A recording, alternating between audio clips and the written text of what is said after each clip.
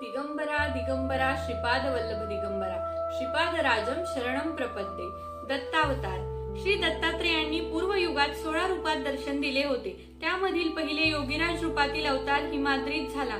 संतान होण्यासाठी तप करणाऱ्या अत्री अनुसयेला कार्तिक पौर्णिमेला बुधवारी कृत्तिका नक्षत्रात सूर्योदयावेळी त्यांनी दर्शन दिले.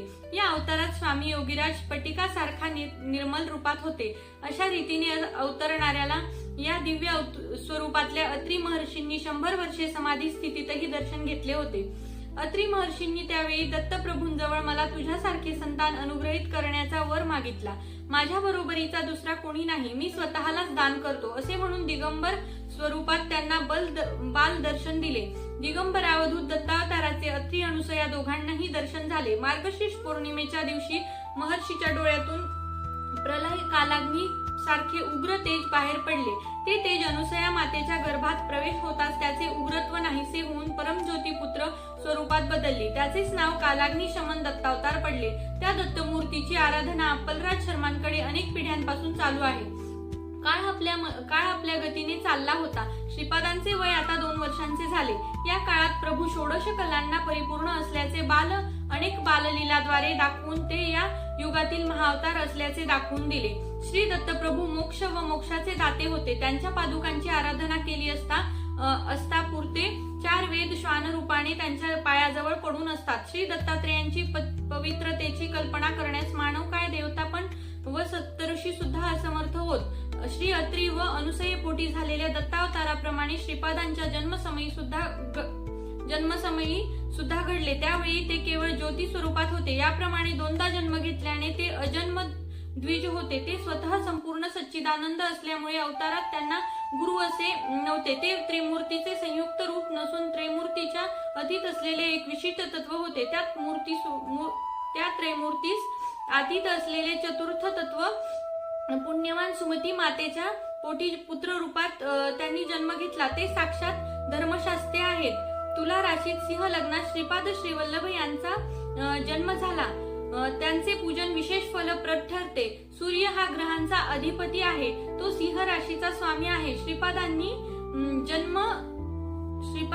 जन्म सिंह लग्नामध्ये घेतल्यामुळे ते सकल विश्वाचे नाथ ठरले. ते अजन्म ब्रह्मज्ञान संपन्न होते. त्यामुळे त्यांच्या नामस्मरणाने सकल देवता स्मरण केल्याचे फल मिळते. श्री दत्तप्रभू जसे ब्रह्मा विष्णू महेश रूपात समजले जातात तसा त्यांचाच श्रीपाद हा अवतार रूप असल्यामुळे सृष्टीतील सकल देवता शक्ती श्रीपादांच्या चरणी आहेत. शंकर भटाला हे बोधामृत तिरुमलदासाकडून प्राप्त होत होते. शंकराच्या अनेक शंकांचे निरसन ते लीलया करून त्याला श्रीपादांचे महात्म्य कथन करीत. वर्णाश्रम धर्म कसा पालन करावा ह्याचे विवरण करताना तिरुमलदास म्हणाले की ब्राह्मणाने ब्रह्मज्ञानाच्या प्राप्तीसाठी जीवनक्रम घालवावा तरच तो सद्ब्राह्मण बनेल. तो विहित धर्म कर्म याचा त्याग करून दुराचारी झाल्यास तो पुढील जन्मी चांडा योनी जन्म घेतो. तसेच क्षत्रियाने शास्त्र धर्माचा त्याग केला व इतर धर्माचे पालन करून स्वधर्म सोडला तर त्यांच्यातील क्षात्र तेज टिकून राहत नाही. त्याच्या मन बुद्धी व शरीरात अनेक बदल घडून येतात आणि तो वैश्यत्वास पावतो. परंतु ब्राह्मणाने शास्त्र धर्माचे अवलंबन केले असता परशुरामास तो क्षत्रिय होतो. पूर्वी द्रोणाचार्य आणि कृपाचार्य जन्मतः ब्राह्मण होते. त्यांनी शास्त्र धर्माचे पालन केले. कुसुमश्रेष्ठी वैश्य असले तरी त्याने क्षत्रिय वृत्ती अवलंबली. तसेच शूद्र असले तरी त्याच्या पुण्यकर्माने तो ब्रह्मज्ञान प्राप्त करू शकतो. केवळ विशिष्ट वर्णात जन्म झाला तरी आपापल्या शुभ कर्माच्या बलावर आपला वर्ण अवलंबून असतो. अनेक वर्णाने शूद्र असलेल्या व्यक्ती आपल्या तपाचरणाने संत महात्मे झालेले आपणास इतिहासात आढळतात. ही वर्ण व्यवस्था फक्त सामाजिक कार्याची व्यवस्था करण्यासाठी केली गेली आहे. हे सर्व तत्वज्ञान शंकर भटास समजताच त्याच्या मनातील ब्राह्मणत्वाचा दुरभिमान जाऊन ते शूद्राकडे भोजन घेऊ लागला आणि याचसाठी श्रीपादांनी तिरुमलदासासारख्या रजकारवी त्याला हा उपदेश केला. जन्मतः नरसावधानी ब्राह्मण असले तरी त्यांच्या घरात भौतिक मानसिक व आध्यात्मिक स्पंदने दूषित झाल्यामुळे श्रीपादांनी त्यांच्या आतिथ्याचा स्वीकार केला नाही. तो जॉन जर्मनी असून सुद्धा त्यांच्या सुकर्माने त्याला कुरवपुरी श्रीपादांचे दर्शन घडले व अनुग्रहाची प्राप्ती झाली. प्रत्येक जातीत एक आत्मा असतो. तो शक्ती स्वरूपात असतो. ती शक्ती तो पुण्यवान असेल तर श्री प्रभूंच्या मधून बाहेर आलेली असते. ती महाशक्ती समजावी. तसेच सामूहिक सांधिक व्यक्तिमत्वामध्ये प्रत्येक व्यक्तीचे शक्ती सामर्थ्य अंतर्लीन होऊन असतात. प्रत्येक गावात, शहरास, राष्ट्रास एक आत्मा असतो, कारण आपण राहतो ती भूमी ही आत्मा आहे. म्हणूनच हा भारत देश आध्यात्मिक दृष्ट्या जगात उच्च आहे. अनेक संतांनी या पवित्र भूमीवर जन्म घेतलेला आपण पाहतो. जीवराशीच्या शुभाशुभ कर्मानुसार न्याय करून पुण्यवंतांना चांगली फलप्राप्ती तर पाप्यांना शिक्षा करणारी एक वेगळी देवता शक्ती आहे. जगातील सारे प्राणी मात्र आपले कार्य करण्यासाठी सूर्यापासून ऊर्जा प्राप्त करतात. आकाशात दिसणारे सूर्यबिंब वेगवेगळे व त्यामध्ये अधिष्ठित असलेले देवता स्वरूप वेगळे.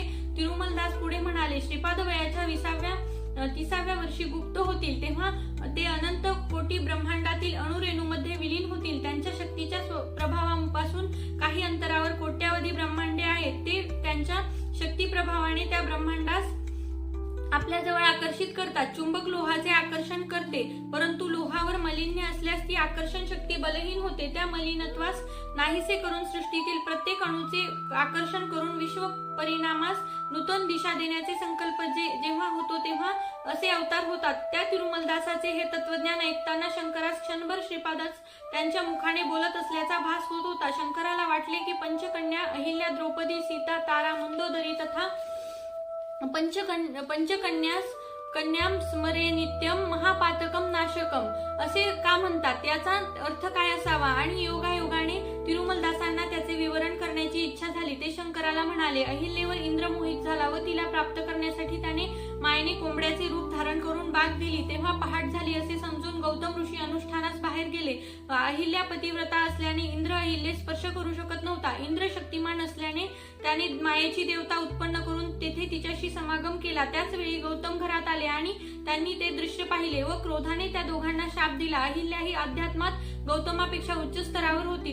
ती म्हणाली, मुनिवर आपण हे काय केले. तिच्या या नापसंतीच्या उद्गारामुळे गौतम शापाने 12 वर्षापर्यंत भ्रमिष्ट होऊन तदनंतर शिवार्चना करून शांत झाले. अहिल्याची मनःशक्ती जड झाल्याने ती पण जडत्व पाहून शिळा होऊन पडली. तिचे पुढे श्रीरामाच्या चरणाचे शाप विमोचन झाले.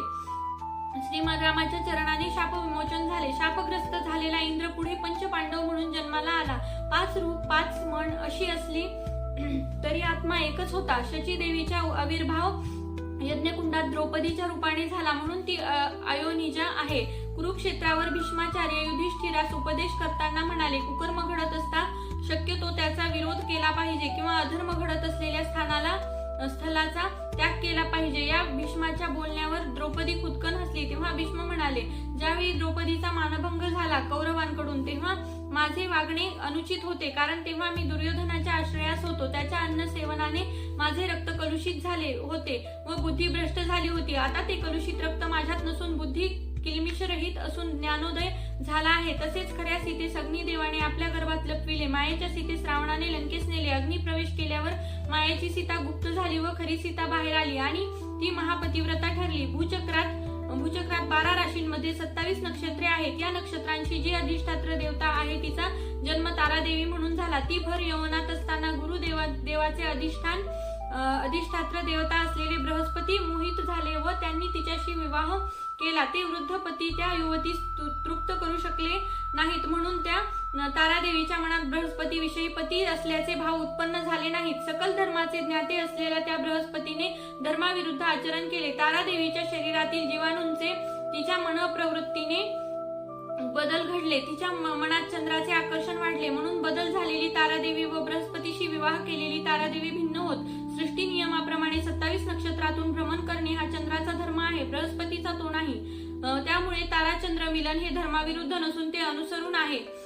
म्हणून तारामती महापतिव्रता ठरली. जीव परिणाम दशेत अनेक जन्म घेत असतो. कधी स्त्री तर कधी पुरुष. मानवा व्यतिरिक्त पशु पक्षी इत्यादी सुद्धा जन्म घेतो. मागील जन्मी मंदोदरी ही पुरुष होती. त्या जन्मी त्याला मंदोदरीला एक चंचल, एक दुष्ट व एक मृदू स्वभावाची अशा 3 भार्या होत्या. इह जन्मी ती चंचल स्वभावाची वानर होऊन ती वाली झाली. दुष्ट स्वभावाची भार्या राक्षसाच्या रूपात रावण झाली व मृदू स्वभावाच्या पत्नीचा विभीषण म्हणून जन्म झाला. चंचल वृत्ती असलेली वाली त्याची पत्नी झाली व त्यांचेपासून अंगदचा जन्म झाला. तर दुष्ट प्रवृत्ती असलेली रावणाची भार्या झाली व रावण संहारानंतर मृदू स्वभाव असलेल्या विभीषणाची पत्नी पट्टराणी झाली. या प्रत्येक व्यक्तिमत्वाच्या व्यक्तिमत्वात तिच्यातले जीवाणू भिन्न होते. म्हणून मंदोदरी सुद्धा महापतिव्रता ठरली.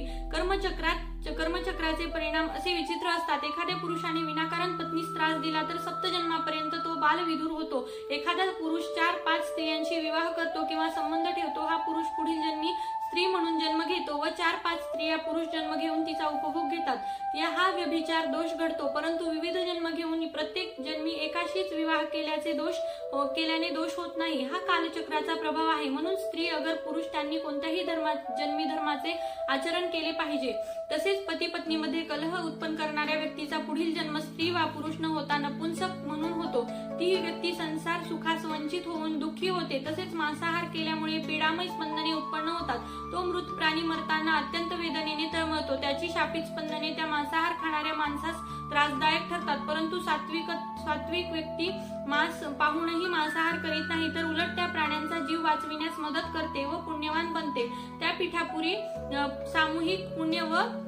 सामूहिक पाप एकाच वेळी फलित झाल्याने पुण्यवान लोकांनी श्रीपादास दत्तप्रभू मानले तर पापी लोकांनी त्यांची निंदा केली. आपल्याला त्याचा प्रभू अवतार ओळखता येत नसेल तर मौन धारण करावे, परंतु त्या दिव्य प्रभूंची निंदा करून पापाचे धनी होऊ नये. पुण्यवानांना नुसत्या नामस्मरणाने त्यांचे सर्व मनोरथ पूर्ण होतात, तर पापी जनांनी निंदा केल्याने त्यांच्यावर अनेक प्रकारची विघ्ने संकट कोसळतात. तिरुमलदास म्हणाले, श्रीपादांचे हे अग्निस्वरूप आहे. त्यांनी अग्निवस्त्र धारण केलेले आहेत. ते पवित्र योगाग्नी असून त्यांच्या पादुकांचा महिमा वर्णन करण्यास वेद उपनिषदे सुद्धा असमर्थ आहेत. श्री दत्तांचे अद्वितीय रूप म्हणजे साक्षात श्रीपाद श्रीवल्लभ होय. श्रीपाद श्रीवल्लभांचा जय जयकार असो. दिगंबरा दिगंबरा श्रीपाद दिगंबरा श्रीपाद वल्लभ दिगंबरा श्रीपाद राजम शरणम प्रपद्ये. स्वयंभू दत्ताची पुनः प्रतिष्ठा. एकदा पिठापुरात एका अवधूताचे आगमन झाले. ते उन्मत्त अवस्थेत असलेले सिद्ध पुरुष होते. त्यांचे वागणे विचित्र होते. कोणाला आशीर्वादही ते शिवीगाळ करून देत असत. पिठापूरवासियांना त्या सिद्धा स्वयंभू दत्त कोठे आहेत असे विचारले. तेव्हा तो अवधूत म्हणाला की श्री दत्त सकल पुण्यक्षेत्रात काम करून सध्या एका नदीत आहेत. जेव्हा सर्व नद्यांमध्ये भक्तांनी त्यांना शोधायचा प्रयत्न केला तेव्हा एका नदीत स्वयंभू दत्ताची मूर्ती सापडली. एका शुभ मुहूर्तावर त्या मूर्तीची पुनः प्रतिष्ठा सुमती राणी आणि अप्पलराज शर्मा या पुण्यवंत जोडप्यांच्या हस्ते केली. मंदिरात मूर्तीची पुनः प्रतिष्ठा झालेल्या दिवशी श्री पापण्णाचार्यांनी त्या सिद्ध पुरुषास आपल्या घरी भिक्षेस येण्याची विनंती केली.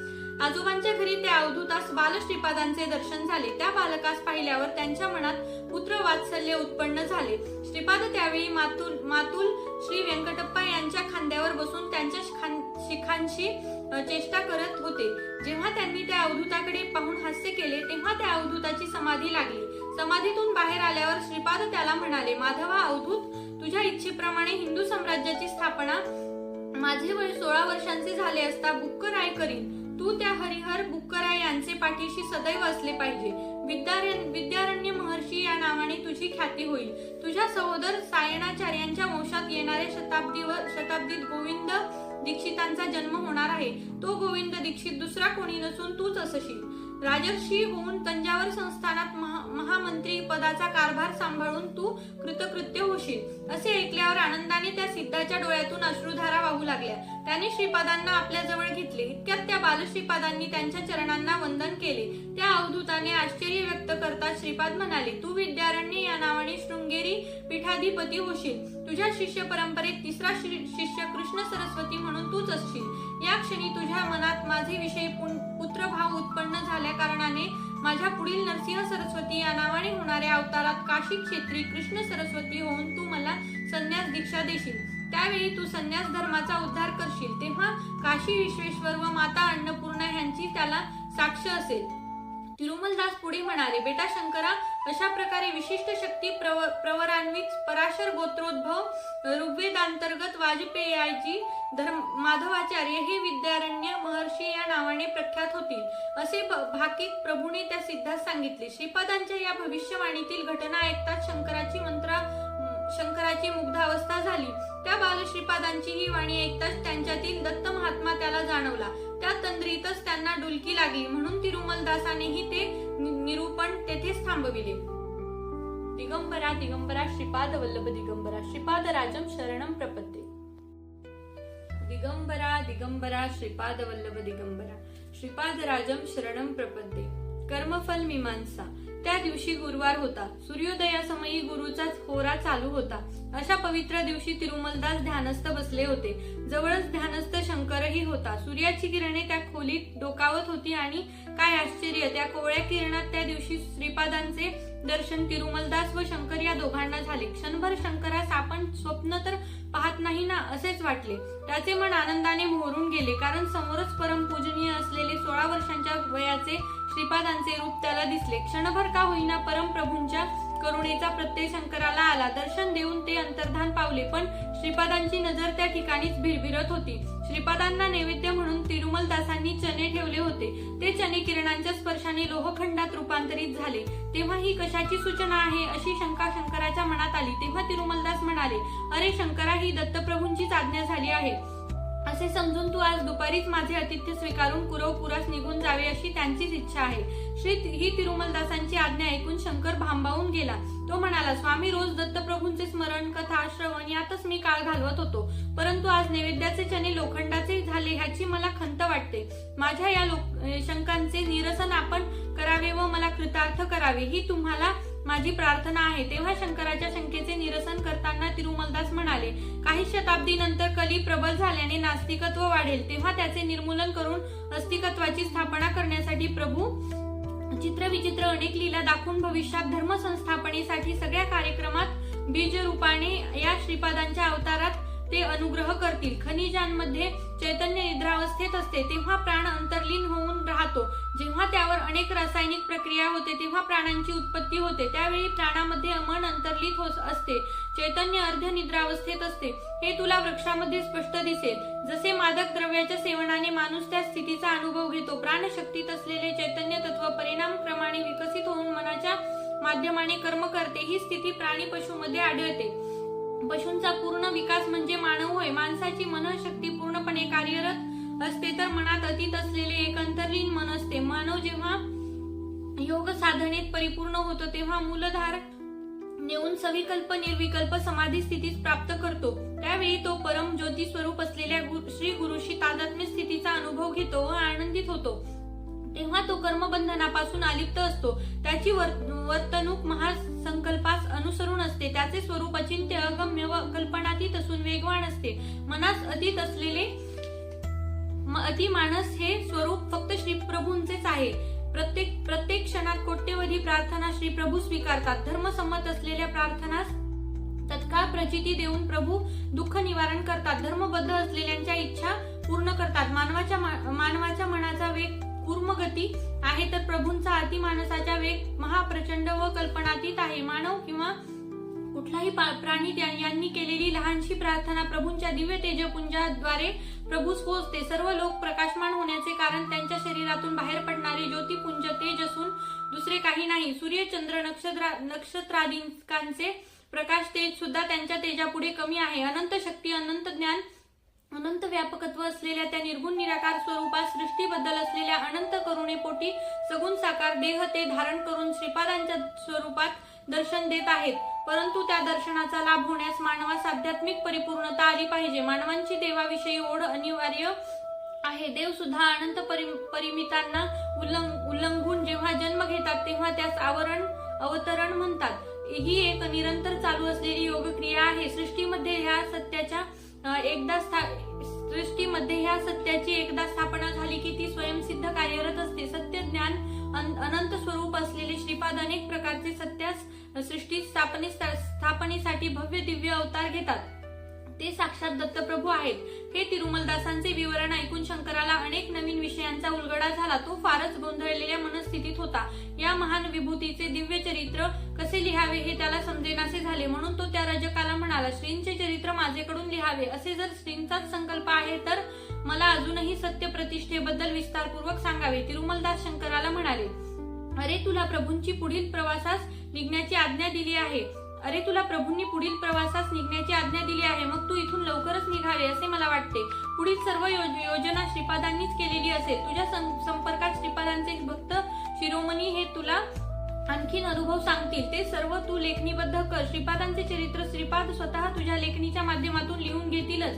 तरी तुझी ही इच्छा मी पूर्ण करतो. अरे शंकरा, आपणच अन्न सेवन करतो त्याचे पचन करण्याचे काम शरीराचे असते, त्यासाठी मनुष्याचे प्रयत्न नसून ते शरीराचे कर्तव्य आहे. त्याप्रमाणे हे सर्व अनुभव तू अन्नासारखे ग्रहण केलेस. आता पुढील सर्व प्रभूच बघतील. माणसाचे मन स्वेच्छा अनुभव घेते तेव्हा खरे खोटे बरे वाईट घडविणे हे मनाचे कर्तव्य असते, शरीराचे नाही. माणसास इच्छा असो वा नसो शरीर आपले कर्तव्य पार पाडते. प्रकृती म्हणजे सृष्टीतील सर्व क्रिया प्रतिक्रिया या सत्याच्या आधाराने घडतात. जसे सूर्योदय सूर्यास्त ऋतुचक्र या सर्वांचे चलन त्या सत्याच्या आधारावर घडलेले असते, ते अनुलंघनीय शासन आहे. त्याला विपरीत करण्याचे स्वातंत्र्य त्यांना नाही. सर्व व्यापकत्व प्रभू हे सृष्टी विधान सुरळीत ठेवतात.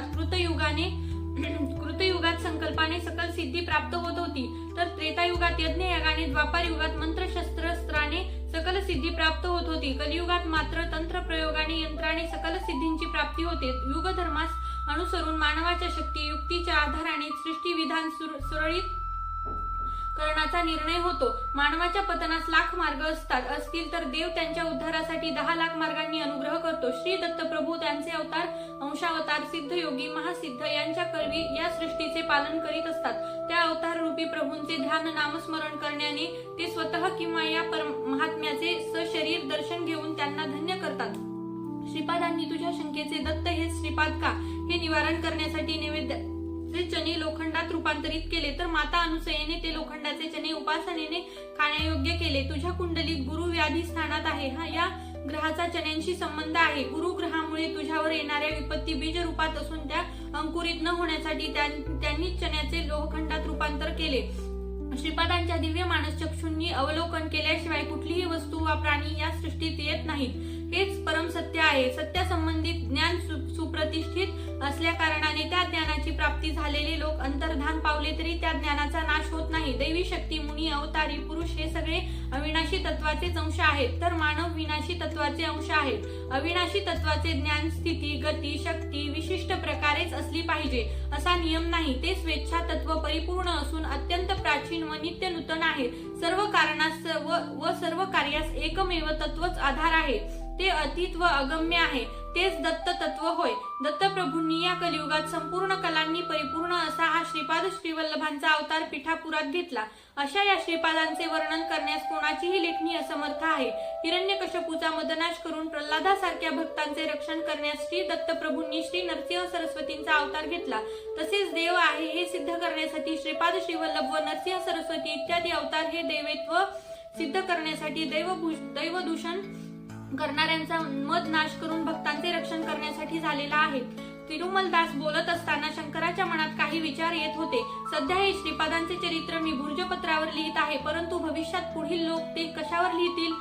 कारण काही काळाने सृष्टीत होणारे अनेक प्रकारचे बदल माणसालाही विज्ञान युगात नेतील. शंकराचे मनात असे आले की श्रीकृष्णाचे निर्वाण कधी झाले असेल, हे कलियुग कधी सुरू झाले. इकडे तिरुमलदास बोलत असल्यामुळे हे मनातील विचार मनातच ठेवून तो हसत त्या लोहचण्याकडे पाहू लागला. इतक्यात त्या रजकाचा आवाज घोगरा झाला व नंतर त्याचे मुखातून शब्दच बाहेर पडेनासे झाले. त्याच वेळी बाहेर प्रचंड भयंकर झालेला नाद शंकराने ऐकला. त्या नादाने त्याचे कान बधीर झाले. त्याच क्षणी ते बहिरे व तिरुमलदास मुके झाले. शंकर मनातून घाबरून गेला. त्याला वाटले माझ्या मनातील साशंक वादळामुळे असे घडले नसेल ना, हे बहिरे पण नेहमीसाठी तर नाही ना, असे विचार शंकराच्या मनात घोळत असतानाच समोरील ते लोहचनी तेलुगू लिपीत अक्षरांकित झाले. ती अक्षरे अशी होती: श्रीपाद राजम शरणम प्रपद्ये. त्यावर एक पांढरे पत्र शंकरास दिसले. ते बघता बघता मोठे होत गेले. मूळ पत्रापेक्षा ते पातळ व तलम दिसत होते. त्यावर काळ्या अक्षराने तेलुगूत लिहिलेले होते: श्रीकृष्णा निर्वाण ख्रिस्त पूर्व 3102 या वर्षी फेब्रुवारी मासी 2:27:30 झाले. त्या दिवशी चैत्र शुद्ध प्रतिपदा शुक्रवार अश्विनी नक्षत्र होते. श्रीकृष्ण निर्वाणानंतर होऊन कलियुगास प्रारंभ झाला. ते सर्व वाचून शंकर घाबरला व घामाने डबडबून गेला. त्याचे सारे शरीर थरथर कापत होते. श्रीपाद अदृश्य रूपाने इथेच आहेत हे त्याला जाणवले. त्याच्या मनात विचार आला, काय हे दुर्दैव माझे! आता श्रीपाद नरसिंह अवतार धारण करून मला नक्की शिक्षा करणार, यात शंका नाही. कदाचित प्रभू तिरुमलदासांना मला दगडावर आपटून धुवून काढण्यास सांगतील. अशा नाना विचारांनी शंकर अस्वस्थ झाला होता. आता कसली कुरवपूर या विचाराने मनात तो दुःखी झाला. आता सगळे संपले. सारे काही स्वप्नासारखे त्याला वाटू लागले. आता प्रभूंनाच शरण जावे असे म्हणून त्यांनी मनातच नामस्मरण करीत तिरुमलदासांकडे क्षणभर पाहिले, तेव्हा त्यांचे मुखमंडल तर प्रसन्नतेने व ब्रह्मतेजाने झळकत होते. त्यावेळी क्षणभर त्याला तिरुमलदास ब्राह्मण व आपण मलिन कपडे धुणारा रजकच आहोत असे वाटले. त्यांची नजर समोर नैवेद्यास्त असलेल्या चण्यावर गेली, तेव्हा ते लोह चणे पुन्हा पूर्वीसारखे चण्यांच्या रूपात त्याला दिसले. इतक्यात तिरुमलदासांनी हाक मारली, बेटा शंकरा, हे कलियुग लोहमय व किलमिषमय आहे. श्रीपादांच्या आज्ञेने या शरीराचे पतन झाल्यावर मी काही काळ हिरण्य लोकात राहून पुन्हा महाराष्ट्रात जन्म घेणार आहे. हे ऐकून शंकर त्यांच्या चेहऱ्याकडे प्रश्नार्थक नजरेने पाहू लागला. त्याला श्रीपादांनी शरीर पतनाची आज्ञा दिली का असे विचारावयाचे होते. हे मनात जाणून तिरुमलदास म्हणाले, अरे, एकदा धुतलेले कपडे घेऊन मी श्रीपादांच्या आजोबांकडे गेलो. त्यावेळी सुमती देवीचे मामा श्रीधर अवधानी श्रीपादांना कडेवर घेऊन खेळत होते. ते दत्त दिगंबरा अवधूत असे म्हणत होते. त्यावेळी श्रीपाद 2 वर्षांचे होते. ते खेळताना खूप आनंदात दिसत होते. त्यांना पाहून मी पण श्रीपाद वल्लभ दिगंबरा म्हणालो आणि श्रीधर अवधानींनी माझेकडे वळून पाहिले. त्याच वेळी श्रीपाद म्हणाले, नरसिंह सरस्वती दत्त दिगंबरा म्हणजे ते साक्षात पूर्वीचे दत्त प्रभू असून हे श्रीपाद श्रीवल्लभच पुढे नरसिंह सरस्वती म्हणून अवतरणार याची सूचना त्यांनी आपल्या खास शैलीत दिली. दिगंबरा श्रीपाद वल्लभ दिगंबरा, श्रीपाद राजम शरणम प्रपद्ये. Please like, share and subscribe.